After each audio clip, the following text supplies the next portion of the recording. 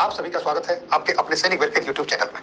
दोस्तों, जवानों, defence civilian और उनके फैमिली पेंशनर्स की पेंशन रुकेगी।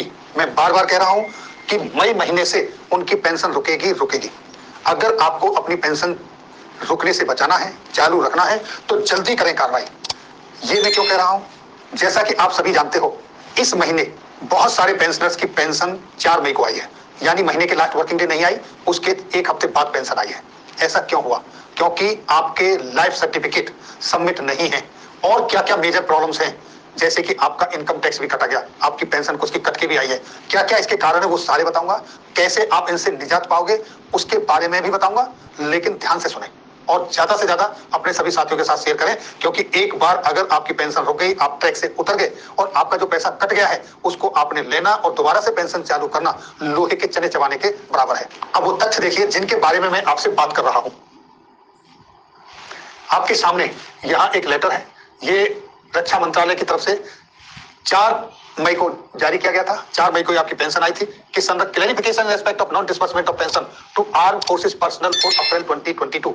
वजह क्या थी, आगे क्या है, इसमें स्पष्ट देखिए। मैं सीधे उसी पे बात कर रहा हूं, क्योंकि आगे मुझे ये भी बताना है कि समस्या आपके सामने क्या क्या आने वाली है। देखिए, in order to avoid hardship to such pensioners a one time special waiver has been accorded to 58,275 pensioners. यानी कि इस वर्ष में डेटा ट्रांसफर होने के बाद 58,275 पेंशन होगी ऐसे हैं जिनका डीएलसी, जिनका life certificate, digital life certificate, जीवन प्रमाण पत्र सबमिट नहीं है, अप टू डेटेड नहीं है। तो उनके लिए 25 मई 2022 डेडलाइन है, तब तक आपने करना है अपना जीवन प्रमाण पत्र सबमिट करना है।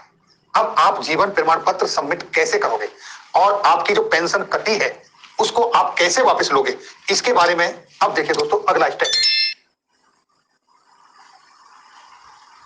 आप देख रहे हैं दोस्तों स्पर्श, ये स्पर्श की वेबसाइट है। यहां पर आपने लॉगिन करना है। जब आप यहां लॉगिन करेंगे तो दोस्तों आप यहां लॉगिन हो गए, आप देख रहे हैं ये मैंने अपना लॉगिन करके दिखाया दोस्तों, क्योंकि मैं भी आप ही की तरह सफर कर रहा हूं। आप देखिए मैसेज क्या लिखा है आपके सामने।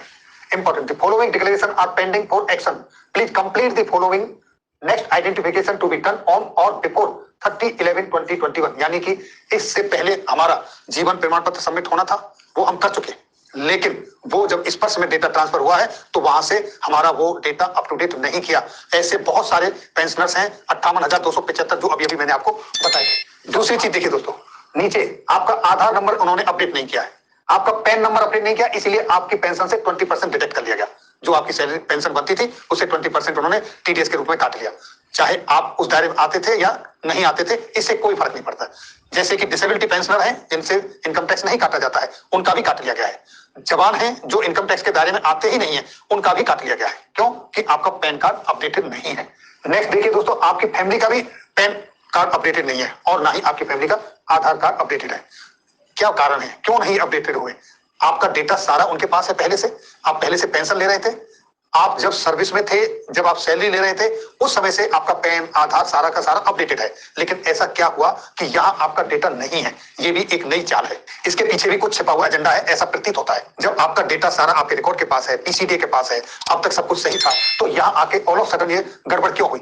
गड़बड़ होने का कारण ये है कि सरकार ने ठेका दे दिया किसी कंपनी को और उन्होंने मिनिमम जो रिक्वायरमेंट पर है, आपका कॉन्टैक्ट नंबर, आपकी ईमेल आईडी और आपका नाम, सर्विस नंबर, ये सिर्फ अपडेट करके स्पर्श में डेटा सेंड कर दिया। अब स्पर्श में कंप्यूटराइज जब सारा काम हुआ है तो ऑटोमेटिक वहां से आपका ये सैलरी से आपकी टीडीएस डिटेक्ट हो गई और अब जब आपका लाइफ सर्टिफिकेट, जीवन प्रमाण पत्र अपडेटेड नहीं है तो आपकी पेंशन ऑलरेडी